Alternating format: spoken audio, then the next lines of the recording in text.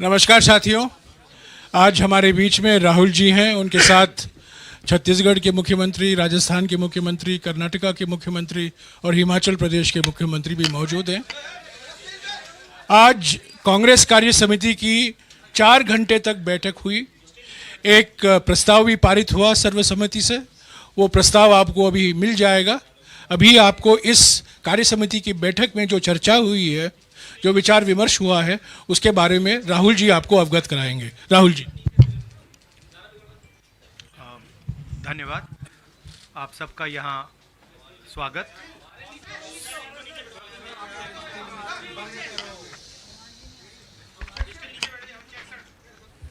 आ रही है better.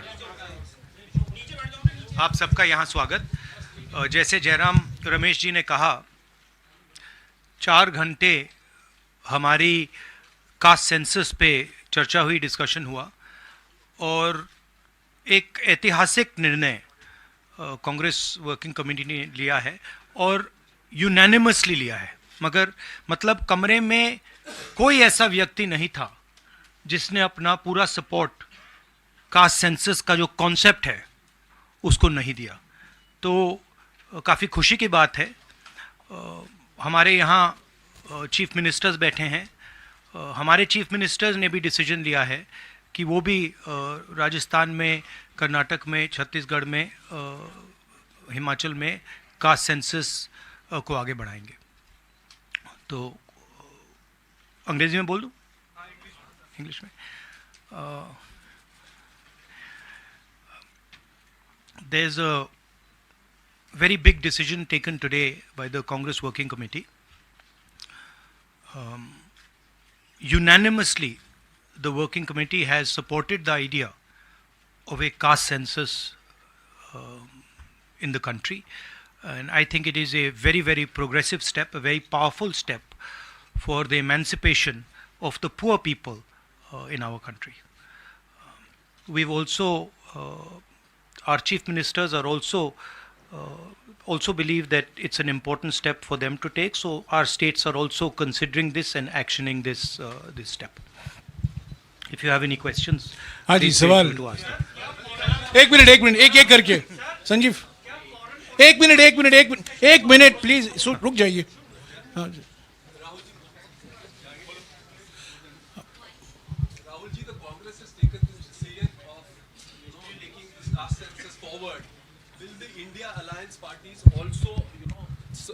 Support you in this, because the Congress is unanimous in this. Whether all the other parties, because you are going to contest the elections together, all 26 parties are contesting the elections together. So will they also support, and will you seek their support? Well, the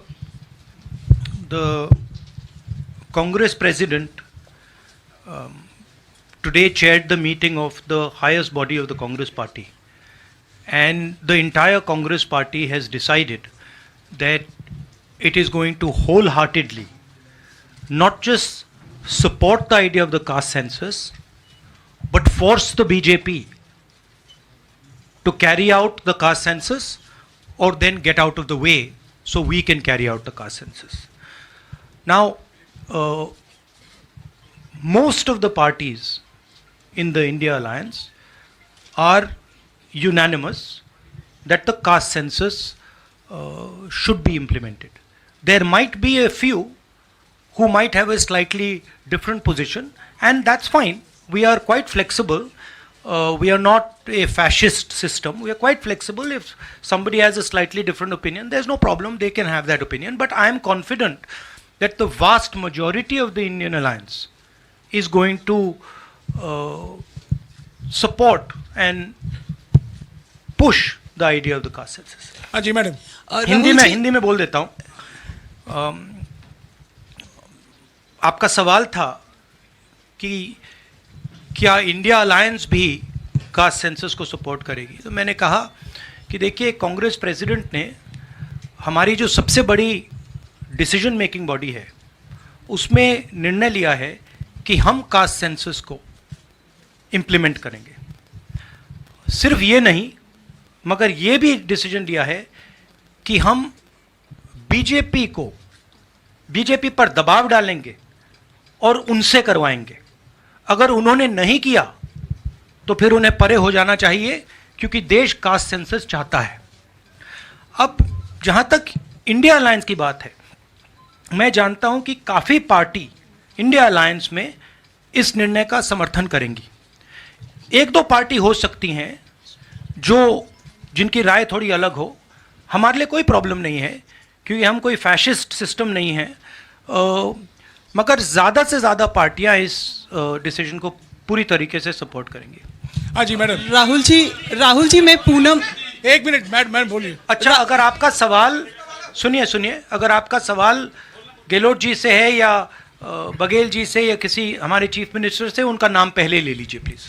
Rahul ji मैं पूनम हूँ, अमर उजाला से। इधर मैं ये आपसे जानना चाहती हूँ कि राजस्थान ने कल रात को ही जातीय जनगणना को लेकर अपना जो रुख है वो साफ कर दिया है। आज से 5 राज्यों का चुनावी बिगुल बच गया है। तो क्या ये माना जाए कि ये 5 राज्य जो हैं वो कांग्रेस का लिटमस टेस्ट होंगे भारतीय जनता पार्टी के ऊपर दबाव बनाने के लिए कि वो जातीय जनगणना कराएं? देखिए, ये जो आपके शब्द हैं लिटमस टेस्ट, ये केमिस्ट्री में चलते हैं, ये राजनीति में नहीं चलते हैं।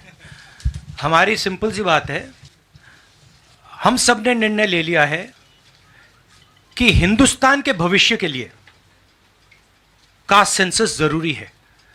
एक कास्ट सेंसस के बाद एक नया डेवलपमेंट का पैराडाइम खुलेगा, और हमने निर्णय ले लिया कि हम ये काम करेंगे।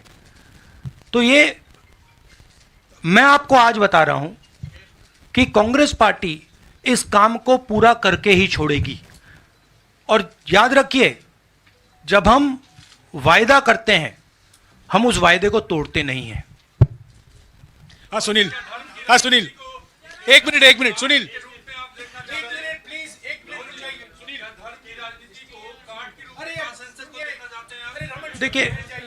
देखिए नहीं, मैं इसका जवाब देता हूं। देखिए, ये कास्ट और धर्म की बात नहीं है, ये गरीबी की बात है। हिंदुस्तान के ओबीसी, हिंदुस्तान के दलित, हिंदुस्तान के आदिवासी और हिंदुस्तान के गरीब लोग, इनके लिए यह काम किया जा रहा है। आज क्या हो रहा है, 2 हिंदुस्तान बन रहे हैं, एक अदानी जी वाला और दूसरा सबका। कास्ट सेंसस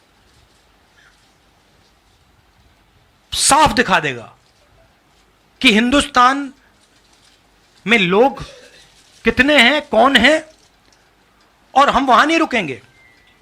उसके बाद इकोनॉमिक सर्वे होगा, तो हमें यह भी पता लग जाएगा कि कितने लोग हैं, धन किसके हाथ में है, धन कहां है, एसेट्स किसके हाथ में है। और फिर जैसे मैंने कहा, जो एक्सरे हमें, और मैं कहता हूं शायद इसमें मेरी भी गलती है, जो हमने पहले नहीं किया उसको अब हम पूरा करके दिखा देंगे, क्योंकि इस एक्सरे की जरूरत है। अगर हम नया पैराडाइम, नया डेवलपमेंट का पैराडाइम चाहते हैं जहां सबको न्याय मिले, उसके लिए हमें कास्ट सेंसस करना ही होगा। Sir, you've heard the Prime Minister in Hyderabad, give his counter to the caste census and about, the rights and what will happen to southern states and the various things. How do you view that? And also for the Karnataka Chief Minister, why doesn't he go ahead with the release of the caste census data? We are in discussions. We are very clear what our direction is. Those actions will be taken. I'll also let Siddaramaiah ji directly answer your question. So first, let me ask him to. You haven't answered that. I'll come back to you. He's asking about caste census in Karnataka. Our previous government in Karnataka, that is, the government, our Congress government was there between 2013 and 2018. Normally he doesn't need a mic. In 2014 and 15, we have entrusted this caste census and socio-economic survey of all communities to Permanent Backward Class Commission, headed by one Kantraj, then chairman of the commission. By the time our term is over, the report was not ready. When coalition government was there in Karnataka after 2018, the caste census report was ready, but the coalition government's chief minister, Mr. Kumaraswamy, did not receive that report. Now the report is laying with the Permanent Backward Class Commission. I requested now the present chairman, Mr. Jayaprakash Hegde, to submit the report to the government. If he submits the report, he will definitely issue the report. With consensus, caste census and socio-economic survey of all communities, particularly other backward communities. एक minute please. अरे एक minute रुक जाइए ना. जवाब दे रहे हैं राहुल जी, जवाब दे रहे हैं. On the prime minister's, the prime minister is making unconnected statements. What the caste census has to do with, representation of the South is very difficult to understand. Now, the problem is that the Prime Minister is incapable of doing the caste census. I'd like to point out something quite interesting. There are हमारे 4 chief ministers हैं. 4 में से 3 OBC वर्ग के हैं. BJP के 10 chief minister हैं, 1 OBC वर्ग के हैं, और वो भी कुछ ही दिन में चीफ मिनिस्टर नहीं रहेंगे. तो बात बहुत होती है ओबीसीज की, मगर नरेंद्र मोदी जी को यह बताना है कि ओबीसीज के लिए आपने किया क्या. मैंने पार्लियामेंट में उदाहरण दिया कि 90 अफसरों में से 3 अफसर ओबीसी वर्ग के. नरेंद्र मोदी जी ने उसके बारे में कुछ नहीं बोला. उन्होंने यह भी नहीं बोला कि हां यह गलत है. उन्होंने बोला, एक शब्द नहीं बोला. मतलब उनके लिए यह एक्सेप्टेबल है कि हिंदुस्तान में जिनकी शायद 50% आबादी है अप्रोक्सीमेटली, उनका सरकार को चलाने में कोई भी हक ना हो. तो यह तो सच्चाई है, रियलिटी है. प्राइम मिनिस्टर सीधा कह दें कि हम कास्ट सेंसस का डेटा रिलीज कर देंगे.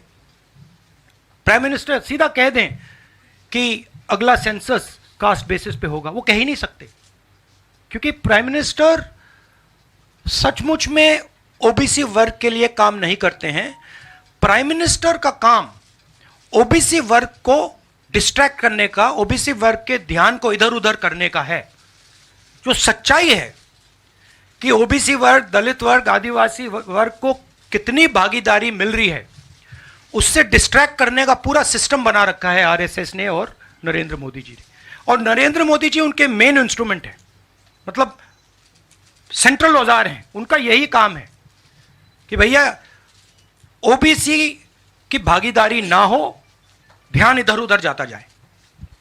हाँ संजय. राहुल जी, प्राइम मिनिस्टर और बीजेपी का एलिगेशन है कि कांग्रेस कास्ट सेंसस को इसलिए ला रही है, लाके वो हिंदू कम्युनिटी के अंदर डिवीज़न पैदा करना चाह रही है. और ये राजस्थान में उन्होंने रैली में ये बात कही कि ये कास्ट सेंसस का मतलब कांग्रेस का एडवोकेसी का, राहुल गांधी का एडवोकेसी का यही लक्ष्य है. हमारा लक्ष्य, जैसे मैंने कहा, हमारा लक्ष्य है कि एक्सरे होना चाहिए. किसी को चोट लगती है, अस्पताल में पहला काम होता है, भैया देखिए एक्सरे कराते हैं, पता लगाते हैं क्या है, सच्चाई क्या है. हमें लग रहा है कि हिंदुस्तान में जो भागीदारी ओबीसीज की होनी चाहिए, दलितों को होनी चाहिए, आदिवासियों की होनी चाहिए, हमें लगता है कि वो उनको नहीं मिल रही है. सस्पिशन है. अब हम सिर्फ ये कर रहे हैं कि हम एक्सरे कराना चाह रहे हैं, देखना चाह रहे हैं कि क्या ये सच्चाई है इसमें या नहीं. नरेंद्र मोदी एक्सरे कराने से क्यों डर रहे हैं? इसमें लोगों को बांटने की बात नहीं है.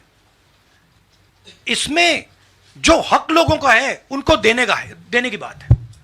अब मुझे यह बात समझ नहीं आ रही कि हिंदुस्तान के जो प्रधानमंत्री हैं एक्सरे क्यों नहीं करा रहे हैं, एक्सरे करने से क्यों डर रहे हैं, और जहां भी जा रहे हैं आप नोटिस कीजिए कहीं ना कहीं डिस्ट्रैक्ट करने की बात कर रहे हैं। कभी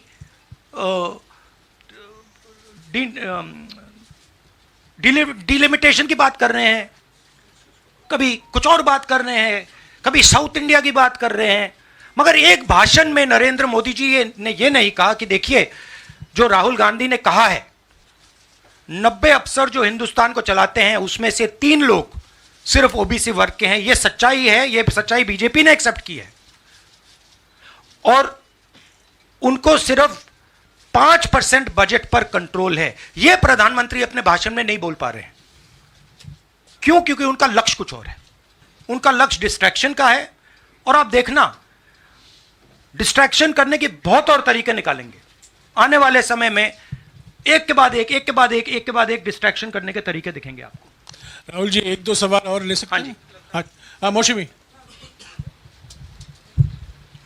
राहुल जी ये पूछना चाह रहे थे कि जिस तरह से प्रधानमंत्री नरेंद्र मोदी कह रहे हैं, कहा जा रहा है कि कांग्रेस के लिए ये बहुत ज़्यादा नुकसानदेह होगा क्योंकि जो बची कुची अगड़ी जाति कांग्रेस के साथ है वो चिटक जाएंगी। तो पॉलिटिकली आपको लगता है कि ये कांग्रेस के लिए नुकसान वाला सौदा है? ये हमारा पॉलिटिकल डिसीजन नहीं है, ये न्याय का डिसीजन है, ये हिस्सेदारी का डिसीजन है, इसमें कोई पॉलिटिकल कैलकुलेशन नहीं है। हम हिंदुस्तान का जो मैस है, जो 50, 60, 70, 80% हिंदुस्तान की जो आबादी है उसकी हिस्सेदारी की बात कर रहे हैं, और वो हिस्सेदारी देकर ही हम रहेंगे। ये हमने निर्णय ले लिया है। आप देख लेना, जैसे मैंने कोविड के बारे में बोला था, चाइना के बारे में बोला था, मैं बोल रहा हूं कास्ट सेंसस होगा, और हिंदुस्तान के गरीबों की जो हिस्सेदारी बनती है वो उनको मिलेगी, और वो काम कांग्रेस करके दिखाएगी। अजय। राहुल जी, आपने कास्ट सेंसस के बाद इकोनॉमिक सर्वे की बात कही है, वो क्या इकोनॉमिक सर्वे स्टेट में भी होगा क्या, कांग्रेस रूल स्टेट में? एक चीज़, और दूसरा आपने पार्लियामेंट में कहा था कि आपके पास जो कास्ट सेंसस का डेटा है वो आप अनाउंस करेंगे अगर सरकार नहीं करती है तो। नहीं, तो मैंने ये नहीं बोला। देखिए हमारे पास कास्ट सेंसस का डेटा नहीं है, क्योंकि कास्ट सेंसस का डेटा हिंदुस्तान की सरकार के पास है। तो ये मैंने कभी नहीं बोला है। मैंने ये बोला कि हिंदुस्तान की सरकार के पास कास्ट सेंसस का डेटा है, हिंदुस्तान की सरकार को उस डेटा को रिलीज कर देना चाहिए, और अगर हिंदुस्तान की सरकार उस डेटा को नहीं रिलीज करेगी तो जब हमारी सरकार आएगी पहले दिन हम उस डेटा को रिलीज कर देंगे। हाँ रवि। सवाल, आपने जो इकोनॉमिक सर्वे की बात की, देखिए सवाल क्या है। सवाल यह है, पहला सवाल जो कास्ट सेंसस से क्लियर हो जाएगा, इस देश में कितनी आबादी किसकी है, ओबीसी की कितनी है, दलितों की कितनी है, आदिवासियों की कितनी है, बाकी लोगों की कितनी है, पहला सवाल। दूसरा सवाल, देश का जो धन है, देश के जो एसेट्स हैं, क्या वो इन लोगों के हाथ में भी हैं या नहीं? देश के एसेट्स में ओबीसी की कितनी हिस्सेदारी है, दलितों की कितनी हिस्सेदारी है, आदिवासियों की कितनी हिस्सेदारी है, देश के इंस्टीट्यूशंस में आदिवासी कितने, ओबीसी कितने, दलित कितने? मैं आपसे पूछ लेता हूं, इस कमरे में दलित कितने हैं? देखिए, ये मजा देखिए, इस कमरे में ओबीसी कितने हैं? हाथ उठा के दिखा दीजिए, देखिए मजा। नहीं, वो आप कैमरामैन है भैया, आपकी बात नहीं कर रहा हूं, मैं इनकी बात कर रहा हूं। तो यह सवाल है, हिंदुस्तान के इंस्टीट्यूशंस में ओबीसी कितने, दलित कितने, आदिवासी कितने? यह सवाल हम पूछ रहे हैं। इंस्टीट्यूशंस के बारे में पूछ रहे हैं, धन के बारे में पूछ रहे हैं, एसेट्स के बारे में पूछ रहे हैं, और आबादी के बारे में पूछ रहे हैं। राहुल जी रवि। इधर, राहुल जी इधर, राहुल जी इधर, राहुल जी राहुल जी, मेरा सवाल आपने कहा कि प्रधानमंत्री बार बार डिस्ट्रैक्ट करने की कोशिश करेंगे, उसी से जुड़ा सवाल है, जो कि प्रधानमंत्री बार बार ये कह रहे हैं कि आप विदेशी ताकतों से मिले हुए हैं और आप देश को तोड़ना चाहते हैं, ये प्रधानमंत्री आरोप लगा रहे हैं। इस पे क्या कहेंगे आप? मतलब इसका क्या कनेक्शन है? हम कह रहे हैं कि जो इस देश के गरीब लोग हैं उनकी हिस्सेदारी कितनी है, वो हैं कितने, हम ये सवाल पूछ रहे हैं। कनेक्शन क्या है? ये वही बात है डिस्ट्रैक्ट करने का कि भैया उधर देखो, इधर देखो, उधर देखो। जैसे मैंने अभी आपसे पूछा इस कमरे में ओबीसी कितने हैं, सब लोग इधर उधर देख रहे थे, एक भी हाथ नहीं दिखा मुझे। एक है, हाँ भैया मेन ये है, ये मेन है। यहां पे ना एक आदिवासी है, ना एक दलित है, ना एक ओबीसी है, तो सवाल उठता है। अब मैं ये नहीं कह रहा हूं, सवाल पूछना जरूरी है, मैं सिर्फ सवाल पूछ रहा हूं। उसके बाद डेटा के बाद क्या किया जाएगा उसके बारे में हमने अभी डिस्कशन नहीं किया, मगर हम एक ऐतिहासिक सवाल पूछ रहे हैं। हिस्सेदारी में ओबीसी वर्ग को कितना मिल रहा है, दलित वर्ग को कितना मिल रहा है, आदिवासी वर्ग को कितना मिल रहा है, बाकी लोगों को कितना मिल रहा है, यह हिस्टोरिकल सवाल है।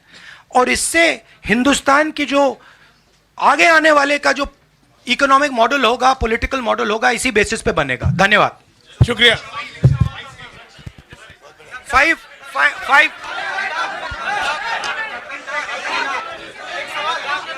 भैया एक सेकंड देखिए, 5 जहां पे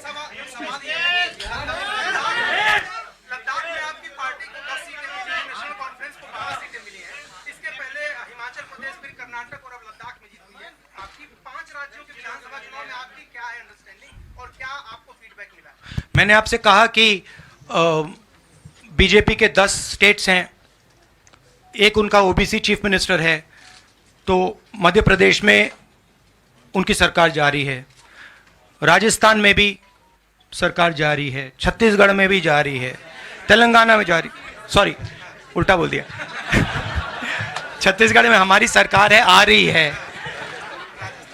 आपने कंफ्यूज कर दिया मुझे। राजस्थान में आ रही है, छत्तीसगढ़ में आ रही है, मध्य प्रदेश में जा रही है, तेलंगाना में उनकी जा रही है, हमारी आ रही है। नहीं, सीरियसली कहूं तो माहौल बहुत पॉजिटिव है, और मैं चारों जो हमारे स्टेट्स हैं उनके बारे में कह सकता हूं। जो गहलोत जी ने हेल्थ केयर का स्ट्रक्चर जो बनाया है, शायद वो दुनिया में एक ऐतिहासिक हेल्थ केयर का सिस्टम राजस्थान की सरकार ने बनाया है। और जो काम राजस्थान की सरकार ने गरीबों के लिए किया है, ऐतिहासिक काम किया है। कर्नाटक में हमारी जो 5 गारंटीज हैं, जो सोशल प्रोटेक्शन की जो स्कीम्स हैं, वो अनमैच्ड है। आप किसी भी स्टेट में चले जाइए, आप पूछ लीजिए, आपको ऐसा सोशल प्रोटेक्शन का स्ट्रक्चर नहीं मिलेगा। छत्तीसगढ़ में जो किसानों के साथ हमारे चीफ मिनिस्टर ने किया, जो उनको धान के लिए दाम मिलता है, सबसे ज़्यादा मिलता है हिंदुस्तान में, जो कनेक्टिविटी उन्होंने बनाई है, जो हमारे छोटे छोटे डिस्ट्रिक्ट्स में मैन्युफैक्चरिंग यूनिट्स लगवाए हैं, जो ऐतिहासिक काम किया है। और अगर सुक्खू जी के बारे में समझना चाहते हैं तो जब हिमाचल को चोट लगी तो उनका रिस्पॉन्स जो था, जमीनी रिस्पॉन्स, लोगों के बीच में जाकर रिस्पॉन्स, वैसा रिस्पॉन्स शायद मैंने तो पहले नहीं देखा है। तो हमारी जो 4 सरकारें हैं अच्छा काम कर रही हैं। मुझे लगता है हम इन चुनाव में बहुत अच्छा करेंगे। मिज़ोरम में मैं अभी जा रहा हूं, काफ़ी पॉजिटिव माहौल है और जनरली लोगों में गुस्सा है। 1-2 कारण हैं, बेरोजगारी, महंगाई, और जो इनइक्वालिटी बढ़ती जा रही है कि अदानी जी जैसे लोग अमीर होते जा रहे हैं, देश के पूरे एसेट्स उनके हाथ पड़ रहे हैं, और किसान हैं, मजदूर हैं, वो गरीब होते जा रहे हैं। ये सबको दिख रहा है। तो इसलिए हम प्रिपरेशन कर रहे हैं।